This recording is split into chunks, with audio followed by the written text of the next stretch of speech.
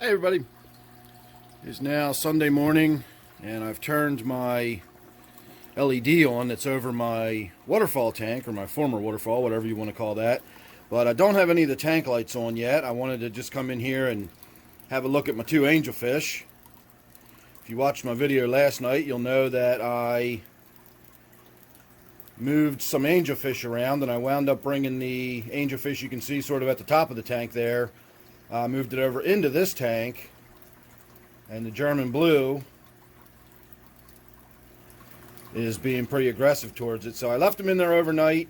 I did this late enough last night that it was close enough to lights out that I just sort of left them to it. They had separated. The fish you saw just kind of moved back behind the plants there, did exactly that. I guess it's time we can go ahead and get the lights turned on in here and see what it looks like. Let me reach down underneath it here. There we go. So this one had moved and was kind of hiding back behind the Anubias back there, and my German blue had sort of left it alone, I guess satisfied that it had pushed it down into hiding. And so at that point, with the lights going out and everything, I figured with the darkened tank, I didn't see that there'd be too much issue overnight, and so I took the chance on just letting it ride. And I'm still hoping that they will sort it out. They don't have to be friends, but as long as they just leave each other alone, I'll be happy, because there's plenty of room in a 55-gallon tank for two different angelfish. One can stay at one end of the tank, and the other can stay at the other end, which was how it used to be when I had my green giant and my German blue there in the tank together. They were fine for years. I'm trying to get it where I don't have a glare all over the tank for you. They stayed in the tank together for years, but they kept to themselves. They weren't friends. They didn't pal around or school together or anything, but they coexisted just fine. And then one day I just started seeing aggression, probably from this one towards the other one. And so ever since then, I've had to start sort of moving my fish around, and apparently the aggression's going to continue. Again, I wouldn't care if this fish just stayed at the other end of the tank and minded its own business, but it doesn't seem to want to. It seems to want to find this fish and chase it around. So what I might do is move the German blue. I'm not 100% sure where yet. I don't really want to do that necessarily. This fish has been in this tank for many, many years now. I got it when it was about the size of a quarter. But I'm kind of at a loss of what to do with my angelfish to keep them from doing this sort of behavior. There's no immediate danger, but over time, this stressful behavior would definitely cause health issues, and eventually one of these fish, probably that one, the one that's being bullied on, would eventually end up dead. So this is not going to be something I'm going to be able to continue doing. So I'm just trying to think about where I can move them and how. Now, I do want to address a couple of comments that I've had repeatedly from a lot of people. A few people pointed out that this fish was male or that fish was male, and they used the shape of the angelfish's head as a way to determine the sex. That's a new one on me. I've never heard that you can sex an angelfish by looking at the shape of its head. I know some cichlids the males will develop more of a notchal hump, and their forehead will become more humped. I don't know that that's true in angelfish. It may be, but I've never heard that. I've never experienced that. And to me, the only way I've ever been able to tell the males from the females is when they're spawning. And I can tell that the one that's laying the eggs is the female, and then the one that's not laying the eggs is the male. Sometimes you can look at their vent, and if they're in pre-spawning condition, you can sometimes tell by the shape of the vent whether it's a male or a female. But even that is, people can be wrong. It's not a guarantee that you're going to be right. So I'm sure there is some way, if you're a professional out there, I'm sure somebody knows how to sex angelfishes more accurately than I. But having said all of that, I've never really noticed that there's any more aggression in the males than there are in the females or anything like that. So having a male in the tank doesn't inherently make it more aggressive. But having two males in the tank might make it more aggressive, because now you're getting into sort of competition and stuff like that. That's a different sort of aggression than simply being a territorial fish. I find that the females are just as likely to be territorial as the males. And if you get multiple females in a tank, you might have them fighting with each other. So the male-female thing, the only reason I'm even addressing that is because I was hoping if I were to get a male and a female together, they would tend to pair off rather than be aggressive towards each other. But two females in the tank are just as likely to be aggressive towards each other as two males. So again, that's the only reason I was curious about the sex of the fish. And lastly, I will say that for my longtime viewers, you'll remember that once upon a time, this tank was called my angelfish tank. And the reason it was called my angelfish tank is because I've been in love with angelfish ever since I started keeping fish. That's why I have so many of them in so many different tanks. And this tank was my angelfish tank. I had 8 angelfish in this tank at one point. And I did the angelfish shuffle is what I used to call it. And I did the angelfish shuffle for years. I would keep a tank. I'd have 6 to 8 angelfish in it. When one would get, they'd start getting too big and the tank was starting to get too crowded, because 8 angelfish is a lot in a 55. I'd have to move them to this tank, or I'd have to take them back and rehome them, or I'd have to take them back to the, a pet store and sell them.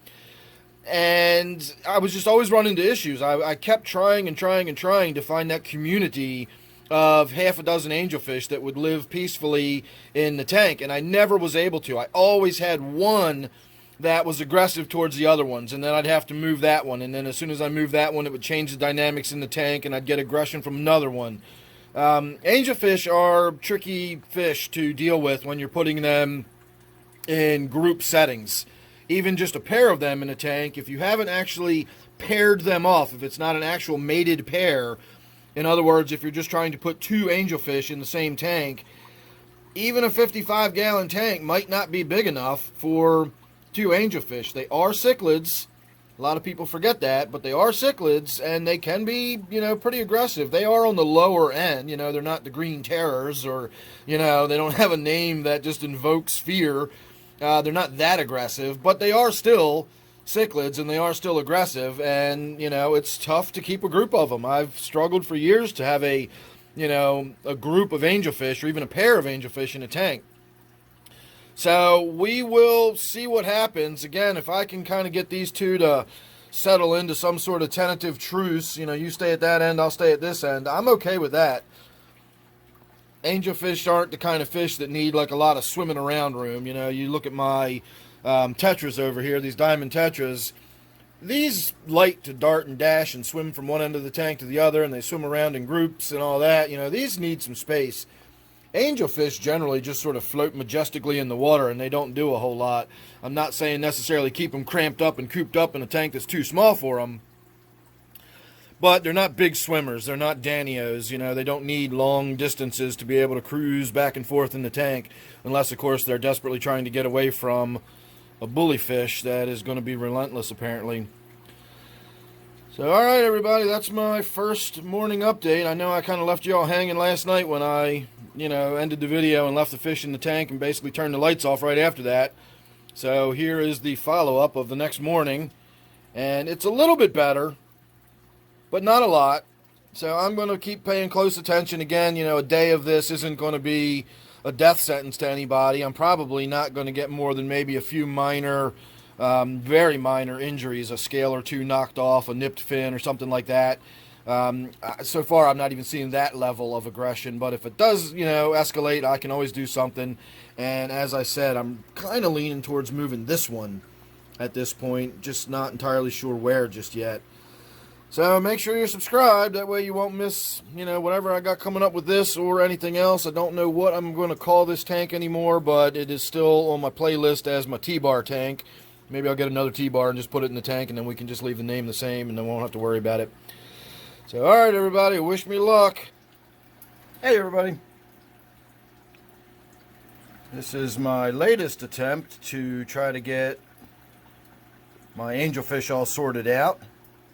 When I woke up this morning, I came down, my German blue was still being really aggressive towards this mixed veil, I guess, or mixed angelfish, the one on the right.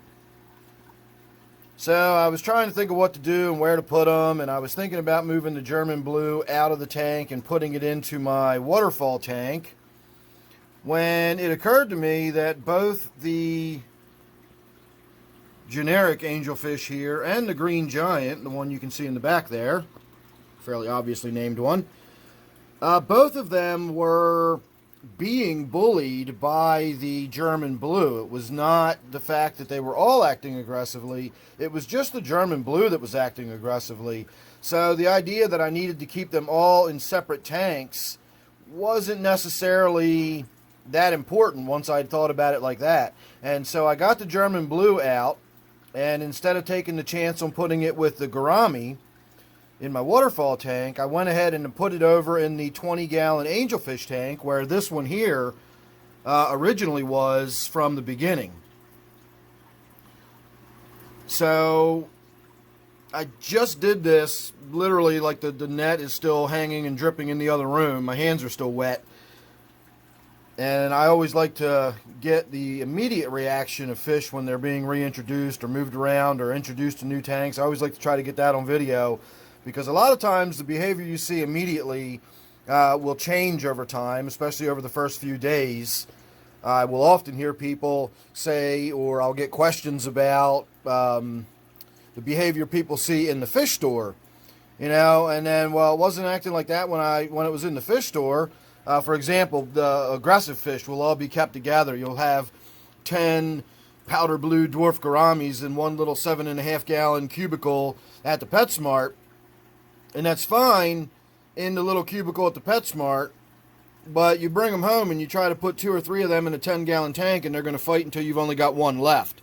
You know, there's a big difference between being in the fish store in weird, cramped, stressful conditions that are only meant to be very temporary versus housing the fish. So the fish's behavior will change once it gets into a different environment, once it gets into a more stable environment.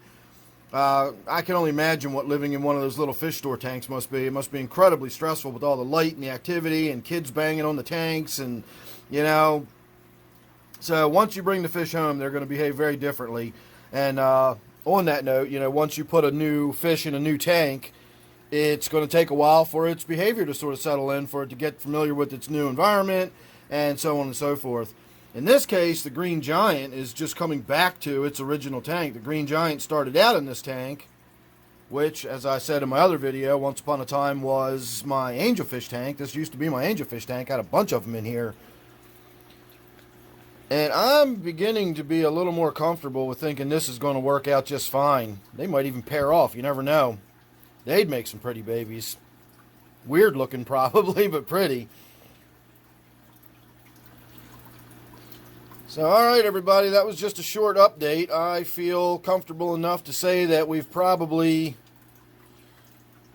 got a good idea what the behavior is going to be like. I can't imagine it changing for the more aggressive over time, although it could. You know, one of those fish could decide that this is my tank, I don't want you in it anymore, now that, you know, because remember, these fish have all been just jostled around and changed tanks, and they've been in aggressive environments, and this poor green giant here, this is now its third move in less than a week, and while it is back in its original tank, it has been moved around a lot, and it's back in its original tank with different fish in it. You know, the German blue was the angelfish that it was in here before. So it'll probably take a little while for the behavior to normalize, but we'll see. So make sure you're subscribed and you won't miss any of it. Hopefully we worked it out. And again, I'm still calling this my T-bar tank for now. So thanks for watching. Hope you enjoyed, and I will see you real soon in the next one.